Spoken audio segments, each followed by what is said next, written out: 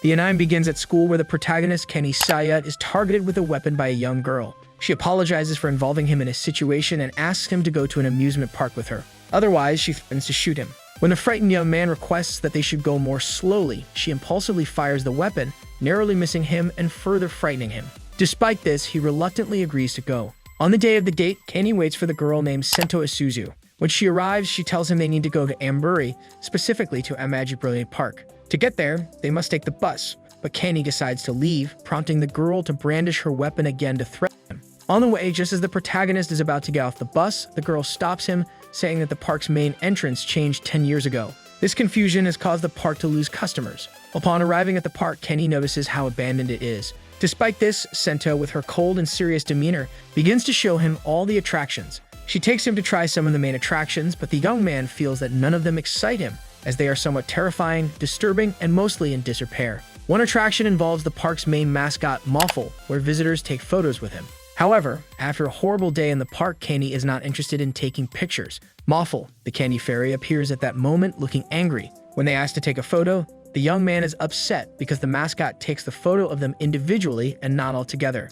Due to this, he decides to leave, but Moffle hits Kenny with a camera, angry at being called a swindler. The young man runs towards him to retaliate, but Moffle hits him hard. However, Sento stops them by shooting at both of them. Seiya is scared, thinking he's been shot, but he realizes he's unharmed. At that moment, he discovers that the mascot can speak. After leaving, Kenny remains upset by Moffle's attitude, suspecting there's a criminal inside the suit. Sento tells him that there's no one inside as Moffle came from the magical land. Still skeptical, Kenny continues his tour, reaching a theater inside the park, where 4 elemental fairies, Muse, Sylphie, Koboli, and Salama, perform, though they never have an audience. There's also a roller coaster that lacks excitement and fun, along with many more failed attractions. After the tour, Seiya is furious with Sento, believing that all the park's attractions are miserable and the service is terrible. However, Isuzu pulls out a notebook from her bag and starts reading information about Kenny that she investigated herself. She reveals that the young man used to be Kodama Seiya, a talented child actor who retired 5 years ago. She thought showing him the park's conditions might help, but Kenny responds that the child she speaks of no longer exists. As he leaves, Sento asks him to try some croquettes before going. After finishing them, she asks him to meet someone. Agreeing, they head to the roof of Maple Castle to meet the manager of the theme park. When they arrive, Kenny sees a young blonde-haired woman, and upon observing her, he has a small memory of her. As the girl approaches, she introduces herself as Latifah Fleuranza. She asks the protagonist to become the new manager of Amagi Brilliant Park, believing he could help improve it. Latifah explains that they come from Maple Land, the Magic Kingdom, and they must gather 250,000 guests in the next 3 months. Otherwise, the park will be closed, leaving everyone homeless. Kenny, skeptical of magic, is reluctant, but the manager decides to confer her magic through a kiss. At that moment, the young man starts having another memory with Latifa but faints. When he wakes up, he finds himself at home. When he opens the bathroom door, Sento Isuzu is there without clothes, causing the young man to panic. He looks for his sister, who informs him that the girl brought him home, and due to the late hour, she allowed her to stay. Reading his sister's thoughts, Isuzu tells the young man that magical powers have been bestowed upon him, pulls out her weapon, and asks if he now believes in magic. After the incident, Kenny heads to school with Sento. At the train station, the young man can read people's minds, so Isuzu tells him that the royalty of Maple can grant magic through a kiss. His power can only be used once per person, and it was bestowed upon him to take care of the park. Meanwhile, at Maple Castle, Moffle visits Princess Latifa, who asks him if she was able to meet Kenny. The girl informs him that yes, but when transferring magic to him, he fainted, so she asked Isuzu to keep an eye on him. At Amagi Brilliant Park, 2 park mascots, one in the form of a sheep named Macaron and another in the form of a cat named Tarami, are getting massages as children had playfully hit them during their park visit. Suddenly, Moffle arrives, upset by Kenny's visit. Later, Kenny and Sento are on the bus. The young man mentions that he has several questions, and Isuzu begins to explain that Maple Land is a kingdom that exists between land and water. Latifa is its first princess. The boy mentions having a memory of the princess, but Sento responds that it's an animus, a crystallized form of the joy their guests experience when they visit. They feed on this energy called argals to live, and the park's existence is literally a matter of life or death for its inhabitants. Sento takes Seiya to the administrative office, where they encounter Moffle. Both Kenny and the mascot assume a fighting stance. After a tense moment, Moffle hits the young man again. Isuzu waits for them to finish the fight before taking the protagonist to meet their rivals. The young ones meet executives from the Amagi Company, including Kurisu Takaya, who informs them that the annual visitor count is on the 1st of August, and they need 500,000 visitors in 5 years. However, they only have 250,000 visits in 4 years. leaving less than 3 months to collect the remaining amount. Otherwise, park rights will transfer to the Amagi company. Sento confesses to Kanie that she introduced him to these people in case he becomes the manager in the future. However, he is not interested in joining or helping the park. As he leaves, he encounters Kurisu, who recognizes him as Kodama Seiya and warns him that he will become a loser if he stays with them. Kanie goes to Maple Castle to ask the princess to take away their powers, but upon arrival, all park members are gathered. He hides behind a bush and Princess Latifa arrives to share the bad news that they must close the park in 3 months. She promises to try to get them jobs, but Sharky, one of the mascots, starts crying inconsolably, fearing disappearance if forgotten by children. Mawful tries to calm him, but they end up arguing. Upon seeing the princess, they stop and she apologizes, claiming it's her fault. At that moment, Kanie appears, but Mawful stands in his way, not wanting him to stay. The young man informs them that he has decided to help and starts motivating them by annoying the members, telling them that only fools would spend money on the park. He calls them cowards, stating they give up and lament their failure without trying. From that moment, only what he says will be done, and they will reach the required number of visitors. However, despite his speech, he only manages to make them hate him. At night, Kanie meets with the princess and Sento, revealing that he said those things to make them angry and motivate them even more to fight for the park. The next day, the new manager closes the park for a day, leaving everyone outside, infuriating Mawful. After the incident, Kanie decides to close the park to remodel the attractions that are in poor condition. Mawful, upon seeing the sign on the main gate, rushes towards Seiya to confront him, asking him to open the park. He argues that since they opened the park, they never took an unplanned day off. Mawful starts throwing punches at Seiya. Sento shoots both of them to calm the situation. However, Mawful remains upset, considering it shameful to keep their customers waiting. Kanie explains that they need to improve the park's appearance before welcoming visitors. Despite the explanation, the mascot is still angry, so Seiya decides to leave him in charge of the day's visitors. Later, Kanie holds a departmental meeting in the park. During the meeting, he proposes extending the opening hours from 5 p.m. to 7 p.m., with the addition of lighting to extend it to 9 p.m. He decides to cancel the weekly day off until July 31, ensuring no breaks, and proposes offering free admission with limited access to all attractions until July 31. The head of accounting opposes this proposal due to chronic losses, but Kanie, prioritizing the number of visitors over financial income, suggests charging 30 yen for everything. After the meeting, while Mawful and Mikurin go to entertain visitors, Mawful agrees with the new manager's decision, emphasizing the importance of gathering enough to prevent the park from closing. As they approach the end of the path, both of them enthusiastically prepare to welcome their customers. However, a child kicks Mawful upon exiting, accusing the park of being closed and calling them swindlers. The child's mother also insults the mascot, who, upon standing up, pushes the lady, warning her not to mess with him. The child's father arrives, attempting to hit the mascot, but Mawful is faster and knocks him out first. He then threatens the child and his mother, stating they're next. Kanie intervenes, stopping Mawful with a kick. After the altercation, the involved family is taken to an office where Sento shoots them with bullets to erase their memory, while Kanie reprimands Mawful for hitting the customers.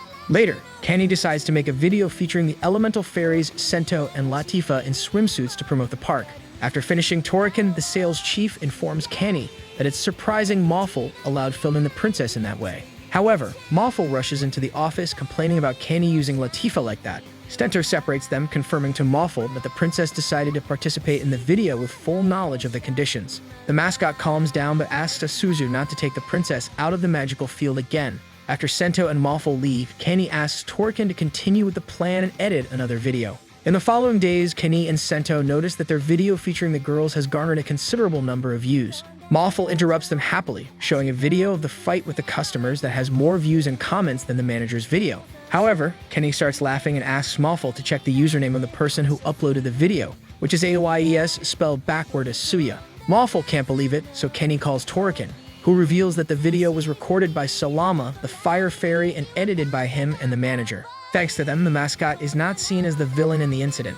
In the evening, Kanie and Sento visit the security office asking about the number of visitors for the day. The security officer informs them that the numbers are gradually increasing, partly due to Mawful cheering up the children. At night, Mawful organizes a morale-boosting party, but only Sento, Mikurin, and Tirami attend. The mascots take advantage of the moment to annoy and anger Mawful, leading to a fight. Fortunately, Sento is there to calm them down again. Mawful asks her why she's in a bad mood and upset with Kanie, arousing the curiosity of the other mascots, who start asking Sento questions. The young woman gets annoyed and starts shooting at all of them. At that moment, a park member arrives, shouting that something happened to Princess Latifa. After the incident, everyone goes to visit the princess, but she mentions that she is fine and only had a moment of dizziness. She expresses gratitude for their concern. During the day, as the park receives visits from students, Sento and Kanie attend to some daytime matters. They first meet with Toriken to review the new guide map, but Kanie ends up editing the design even though Toriken is the sales chief. Later, they deal with the food reservations manager, the head of economics, and many others,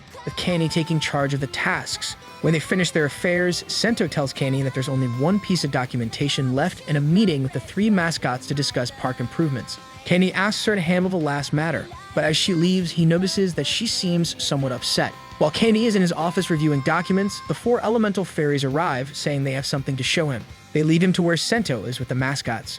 She has been rejecting all possible park improvements, such as new instruments and materials to work with. Dissatisfied with her decision, they threaten her with their weapons. Consequently, Kanie takes Sento aside to talk and asks her, as his secretary, to stop threatening and causing fear among her colleagues and not to hinder him in his work. However, Sento becomes furious upon hearing that he sees her as a burden and storms off, leaving Kanie alone. Later, Kanie visits the princess and she suggests they go for a walk since she's bored. They ride the roller coaster, and as they ascend, Kanie starts feeling terrified. Latifa discovers his fear of heights and he asks her to keep it a secret. He takes advantage of the moment to ask if they have ever met, but the princess cannot remember. In the distance, Macaron and Maulful are on the roof of Maple Castle, keeping an eye on them. The next day, rain falls in the city. Kanie and Sento are at school, but she is still upset with him. When they arrive at the park, the head mechanic takes Kanie aside to inform him that the pumps have expired, leading to the underground facilities flooding. The young man is puzzled about why this happened, but the mechanic reminds him that the day before it was his idea to turn off the damaged pump, leaving the remaining pumps to take on too much load. Sento arrives to help, and with the cooperation of all their colleagues, they resolve the problem. Later, Seiya and Isuzu check that everything's in order. Isuzu apologizes for her actions and reveals that when she was the park manager, she was a bossy soldier who only gave orders to everyone. She belonged to the Imperial Guard, born into a military family, and ended up there because she was ordered to. Due to her actions, everyone in the park ended up hating her. To calm her down, Kanie shares that he's afraid of heights, and it began when he was a child actor causing harm to many people. As they leave, everyone congratulates Sento, revealing that her colleagues do not actually hate her. One morning, Kanie holds a meeting with representatives from each area of the park.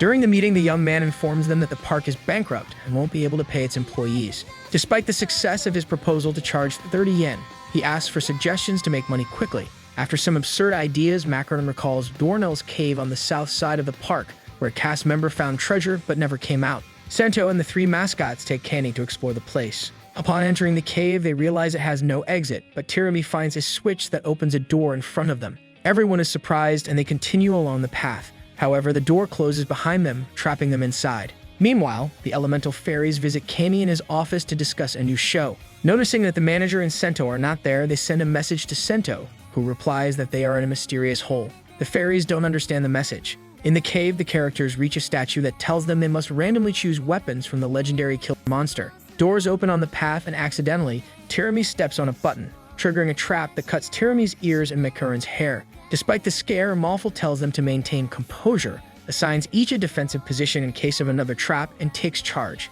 However, when he asks them to advance, another trap activates a giant stone sphere heading towards them. They all start running, triggering more traps along the way. One of them hits Sento, causing her to fall with Macaron into a deep hole. Despite Kanie's concern for Sento, Maulful grabs Seiya, and they flee the area, encountering monsters with whom they have a confrontation. Meanwhile, Sento and Macaron find themselves in a cell and upon leaving it, hear laughter from an office next to theirs. Upon entering, they find Dornell, who explains that when he got lost, no one came to find him, so he spent his free time there. However, he never contacted them because he thought of taking advantage of the moment to take a vacation, which became somewhat permanent. Macaron informs him that everyone in the park considers him missing. Kanie and the mascots escape from the monsters but come across a resting dragon named Ruby. Despite waking him up, Kanie tries to talk to the dragon. When the dragon refuses to let them go, they make a deal. Kanie must answer a question correctly, and the dragon will allow them to leave. Kanie reads the dragon's mind and answers correctly, surprising the dragon. Maulful, seeing the dragon in a different state, thinks he can defeat him and hits him, making him cry. Ruby explains that he wanted to impress them, as they were his second guests in a long time and his attraction. Ruby's trial by fire had no visitors. Sento arrives with Macaron and Dornell. After everything, Tarama, the head of the excavation clan, reveals that the place is an abandoned attraction they built to hide from powerful people who wanted to exploit their engineering and construction abilities. At the end of the day, Kanie and Sento meet with the princess and tell her about the abandoned attraction and its members. This saddens Latifa, as she had no idea about what was happening. The excavation clan, along with the dragon, arrives, and since the pets tell them the clan is free and has nothing to hide from, Kanie decides to hire them. Makarin also informs the manager that they can pay the month's bills by selling Dornell's belongings. It's a new day at Amagi Brilliant Park, but a new conflict arises in the park: a lack of staff. For this reason, Kanie holds a meeting with his employees to start hiring people. In the night, Sento has a dream where Kanie hires 3 women as his secretaries, making her feel jealous as the young man fires her. She wakes up when, both in the dream and in reality, she shoots her gun. Later, Sento has breakfast with Makarin, who tries to have a conversation with her. However, Sento responds with short answers, so the mascot distracts her and adds a substance to her food, which she ends up eating. On her way to school, Sento encounters a classmate to whom Isuzu talks more than usual. Upon realizing this, Isuzu covers her mouth and runs away. During the rehearsals of the 4 fairies, Makarin tells Tirami that he added a heart mango fruit to Sento's plate. Despite his initial intention for another purpose, he wanted to try it with Sento first. Both mascots come up with the idea of taking advantage of the opportunity to ask them vulgar questions, but Sento appears behind them, pointing her gun at them and ultimately shooting them, even Mauful, who wasn't involved. Kanie arrives and asks the reason for the fight this time. Sento tells him what they did to her, but Kanie, not understanding the situation, asks her to gather the 3 troublemakers and go to the administrative wing for interviews.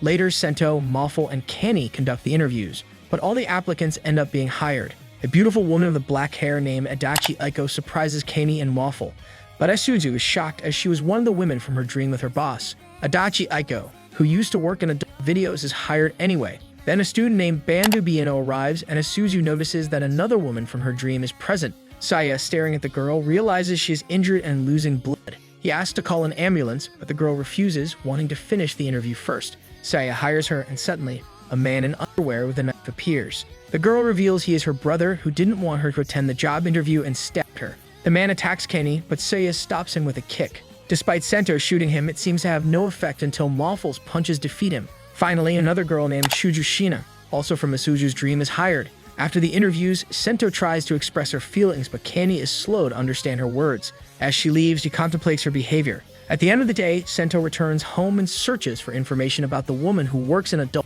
videos, but realizes it's a misunderstanding as her videos are about animals. The next day, the training of the new workers begins and the 3 mascots try to intimidate them. Kanie stops Mauful, and when they are about to fight again, Sento shoots to stop the fight, frightening the new hires.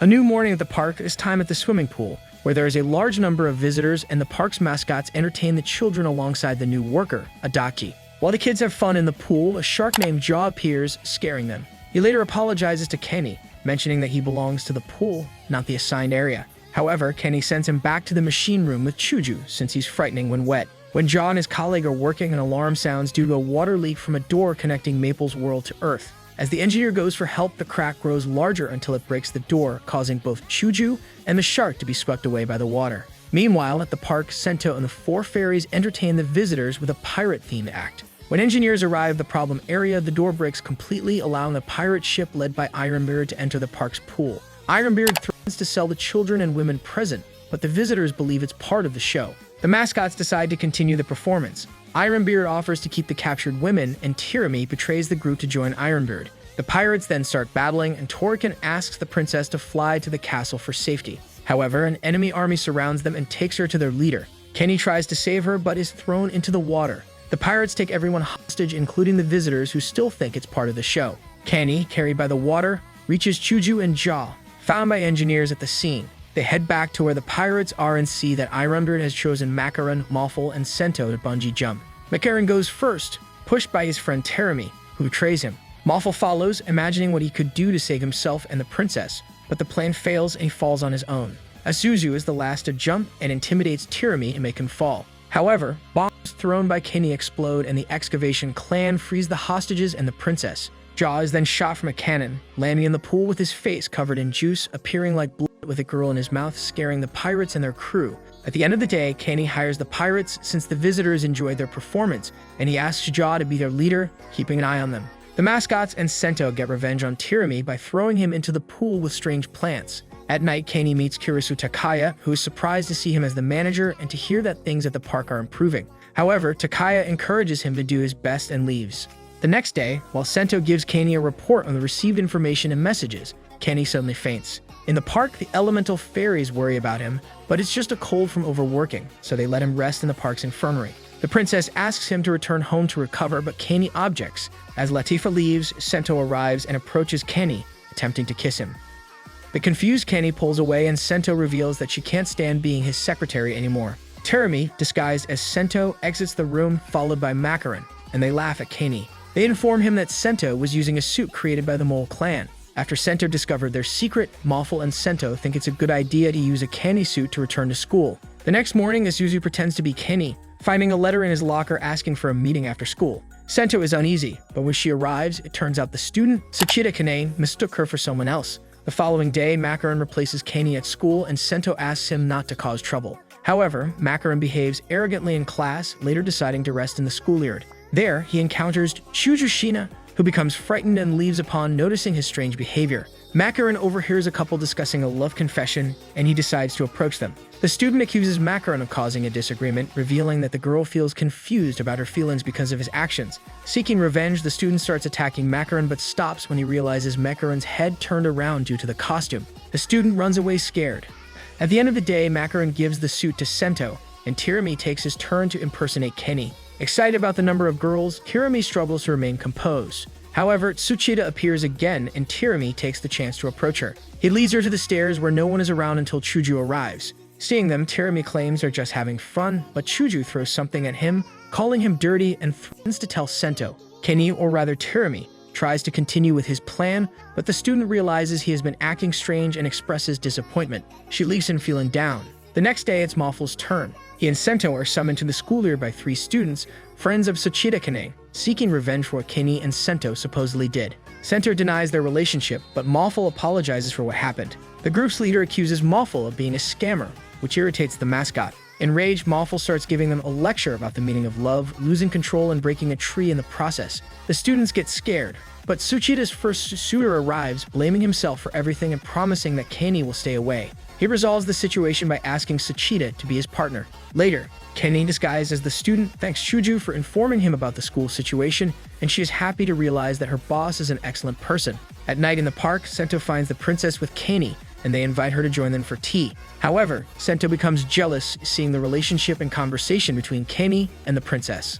It's a new day at Amagi Brilliant Park, and the elemental fairies are practicing their act, but the protagonist and his team evaluate them. Upon seeing the performance, they tell the fairies that it's a disaster, as they can't synchronize and ask if there's any problem among them. Later, the fairies are summoned by Latifa to have lunch together. On the way, they speculate whether they were invited because they might be fired. Sylphie, the wind fairy, notices that one of the trees has more flowers than usual. Upon reaching Maple Castle, the princess awaits them with a grand feast due to the troubles in their acts. Salama tells them that the princess only hopes they open their hearts. The fairies start arguing, and the princess interrupts, leaving them alone to fetch more sauce. As she leaves, she gives them a mysterious look, instructing them not to press the button in the room under any circumstances, as it controls the entire castle mechanism. During a small accidental argument, Muse presses the button, activating an automated defense system. Castle doors start closing, trapping the fairies, and cannons are fired, hitting Okuro, the head of security. Kanye meets the princess and Sento in the security office to find a solution, as he doesn't understand why such a system exists on Earth.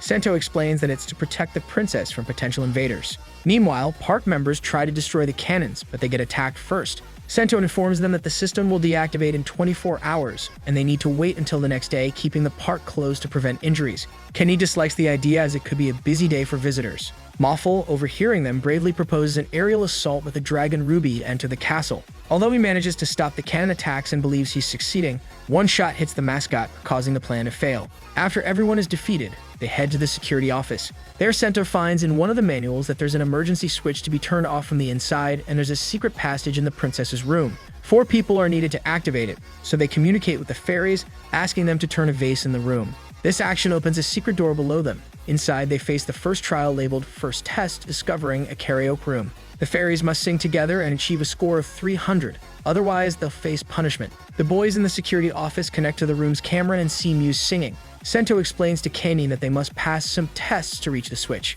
Kobali and Sylphie join the karaoke, followed by Salama, whose points don't reach the goal. They receive an electric shock as punishment. After another attempt, Salama feels embarrassed, thinking it's her fault, but Muse encourages her to keep trying. They finally reach 300 points and another door opens for the second trial, which involves dancing. Kovoli fails this time, but Sophie's extra effort helps them achieve the required points. The third trial tests their typing speed on a computer, and with Salama's assistance, they pass. Finally, they reach the last trial, where each fairy enters a booth and must vote for themselves. If everyone gets one vote, they pass. Otherwise, the one with the most votes will be sacrificed with a drill above them. Each fairy votes for herself, and they win the trial, activating the emergency switch. The next day, visitors arrive at the park, and many enjoy the fairies' flawless performance. At sunset, Sento meets the princess in Maple Castle, and Latifa asks her to keep Kanie's secret. Several days have passed since Kanie became the manager of the park, and up to this day, he has managed to attract more visitors, thanks to the help of all park members and the new attractions. Not all of them are approved by Kanie, and now his proposal to extend the park's hours is realized as they inaugurate the nighttime opening of Amagi Brilliant Park. Even a TV team attends to promote the park. In the evening, when Sento and Moffel are at the tavern with Makaran and Tirami, the main mascot seems a bit strange when they discuss the possibility of reaching the goal of 250,000 visitors. The next day, the princess is cooking her new croquettes and asks Sento, who is with her, to taste them. The young girl loves them, making Latifa happy. She shares that she can hear the visitors and cast members laughing from the castle, bringing her joy. Latifa becomes sad when asking about Kanie, who is giving his all for the park. At that moment, the princess faints, falling into Sento's arms. Later, Kanie arrives at where the princess is resting. When he asks if she has any illness, Moffel leaves without answering. Kanie then asks Isuzu, and she reveals that when Maple Land was attacked by a dragon, a wizard promised to defeat it in exchange for the princess's hand in marriage. Once the king accepted, the wizard fulfilled his part, but the king, unwilling to give away his daughter, opposed the wizard, leading to a curse draining animus on the princess. The only way to keep her alive was to send her to a place with abundant animus, leading to the creation of the park. If the park closes, she will die. The protagonist then visits the awakened princess and tells her that they may not reach the visitor goal. Latifa seems unconcerned, which bothers Kanie as her life is at stake. However, the princess reassures him, expressing happiness that the park has changed for the better under his management, and she still hopes for a miracle. Subsequently, some members gather with Kanie to provide more ideas and attract more visitors. However, Kanie becomes upset with them, as none of the ideas seem good, and there are only 2 weeks left to meet the deadline, with 134,000 visitors remaining. As the days pass, Kanie becomes increasingly worried and agitated. He starts giving orders to all park members, realizing that time is running out. Moffel informs him that many have complained about his recent behavior. Moffel's boss tells him that being good won't help achieve the goal, and despite their efforts, there are no results. The mascot gets angry and confronts Kanie, who tells him that even if the park closes, everyone can find another place to belong, except the princess. Sento informs him about the curse, and Moffel, upset, leaves without responding. The next night, Moffel visits Kanie, who is sitting alone in the park, bringing him a drink. The mascot asks why he's so desperate, and Kanie reveals that he has known Latifa since childhood. When he found her crying due to a wizard's curse, he made a promise to save her. Attempting to stop her tears with an imitation only brought a smile mixed with pain, and at that moment, he promised to save her. Moffel then asks if people from his land tend not to age, as she looks the same. The mascot explains that the curse affects not only her health, but also her memories and physical development each year. For a decade, she has lived as a 14-year-old because her life restarts every August 1, the date she was cursed.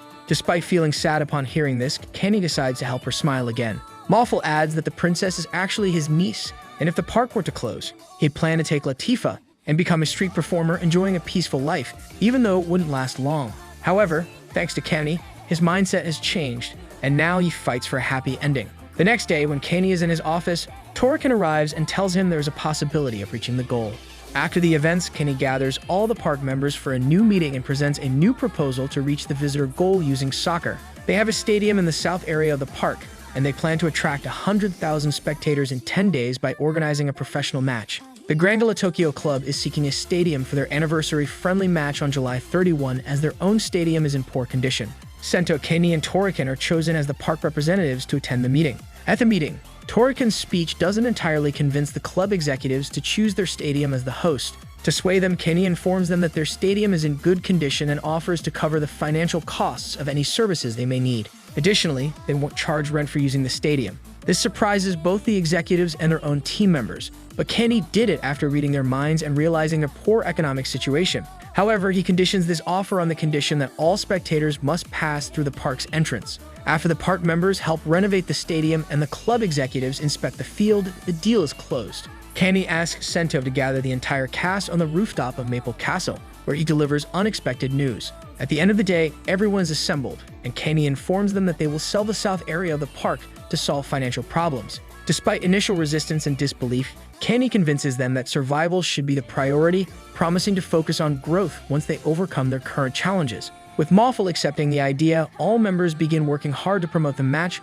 make preparations, and continue attracting visitors to revive the park. Later, Kanie visits the princess, who has been resting since the kitchen incident. While discussing everyone's efforts to help the park, Kanie apologizes for selling part of the property without informing her. Latifa reassures him, stating that she trusts him as the park manager and they will follow his orders for the park's sake. She also reminds him that her memories reset every year, and despite the upcoming loss, she encourages him not to be sad. As long as the park exists, she will be there. Subsequently, Kurisu Takaya visits Kanie to remind him that the deadline is July 31 at 9 p.m. without exceptions. Kanie confidently tells him not to worry because the match starts at 6 p.m. Finally, the day arrives. All members prepare to welcome visitors and give their best in each act. Sento and Kanie are in the main office monitoring the counter. People enjoy the attractions and some must wait their turn due to the crowd. Members start to tire from the numerous performances, the food stand runs out of supplies, and one mascot requests additional staff due to the crowded Lost Child Center. As the match time approaches, spectators enter the park to head to the stadium. Kanie checks the counter and realizes they still haven't reached the visitor goal. After all the spectators entered the park, there were still not enough people to reach the goal. Kanie blamed the ticket holders who bought their tickets but didn't attend, while Toriken was with the princess, informing her that they still needed 252 visitors. The desperate members decided to hit the streets to invite people to enter the park, but they didn't have much success. Meanwhile, Sento, Kanie, and The Economist made calls, also without success. An executive presence suggested giving up, but then Mauful arrived and started calling his acquaintances to visit the park, urging everyone to do the same.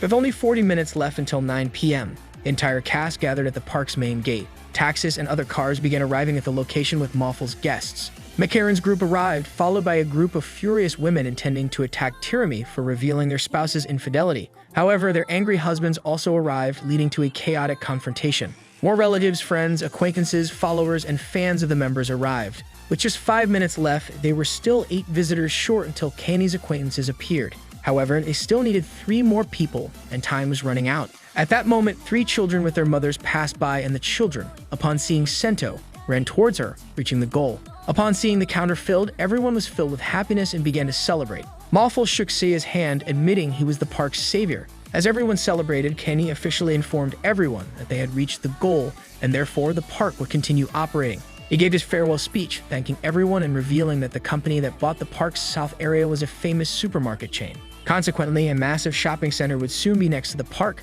attracting customers from both sides. At the end of his speech, Kanie noticed that the executive Kurisu Takaya was observing them from afar, so he approached him. The executive expressed his admiration for Kanie, the chosen one of the Oracle. Attempting to read his mind, Kanie discovered that the princess would still lose Animus and the battle was in vain. Takaya disappeared in a cloud of smoke, but Sento and Mauful arrived, revealing that he was the wizard who cursed the princess. Later, under a tree outside the castle before midnight, Latifa bid farewell to her uncle and Sento.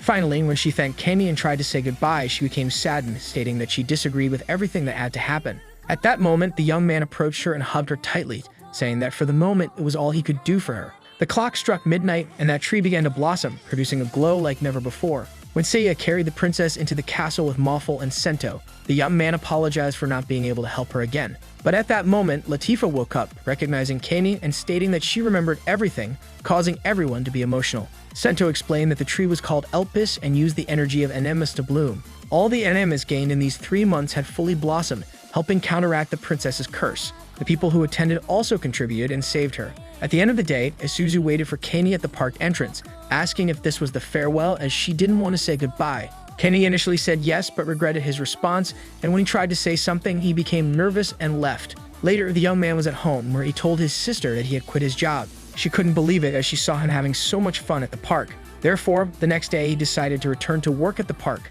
surprising everyone and delighting Sento.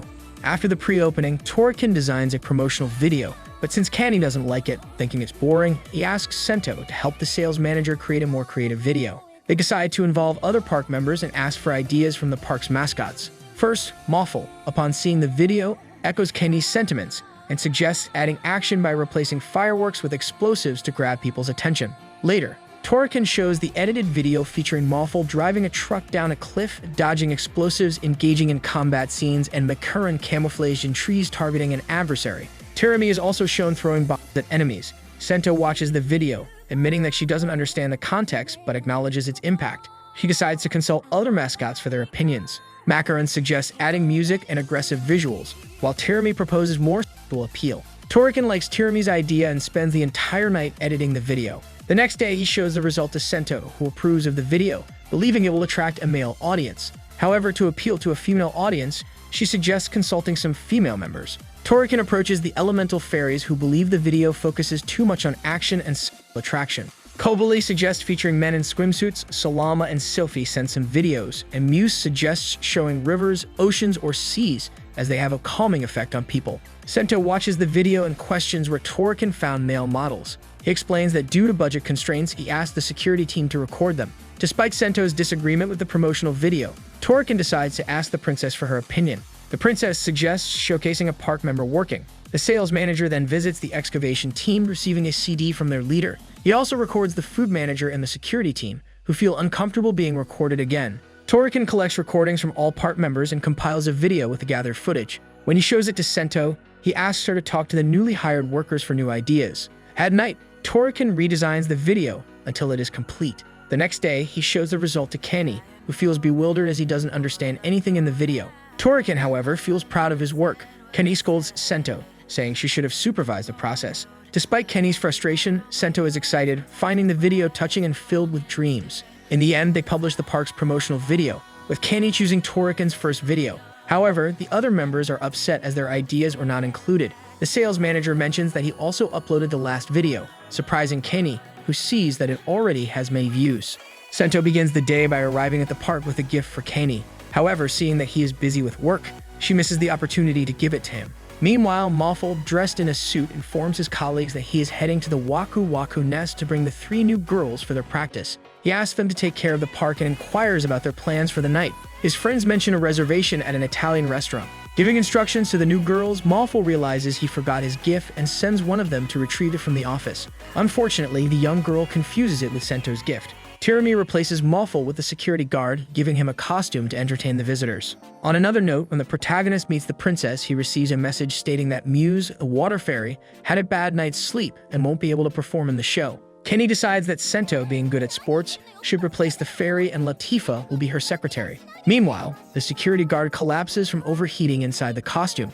Mawful arrives with the representatives of his park and encounters their rivals, a trio of colas. The mascot explains to the young girls that they are there to wrestle with their rivals as the daycare educates children through combat. The winner takes the kids on a walk in their park. In the fight, Adaki is the first to wrestle but is defeated. The mischievous children mistake Sento's gift for a nasty surprise. Back at the park, Latifa, acting as the protagonist's secretary, is under tremendous stress. Sento, after several attempts, struggles to deliver a convincing performance. Muse is called by the chef to prepare the delicious meals the princess usually makes, and the protagonist, unable to find a quiet place to work, leaves the administrative office. Meanwhile, at Waku Waku Nest, the second round begins with Bandu being terrified of her opponent's chains. However, the opponent accidentally hurts himself, giving Bandu the victory. Returning to the park, Latifa is overwhelmed with work and phone calls, unable to attend to the representatives from each park area. Sento, despite her efforts, fails to give a good performance. Muse, after finishing chopping onions, is asked by the chef to peel potatoes, and Kanie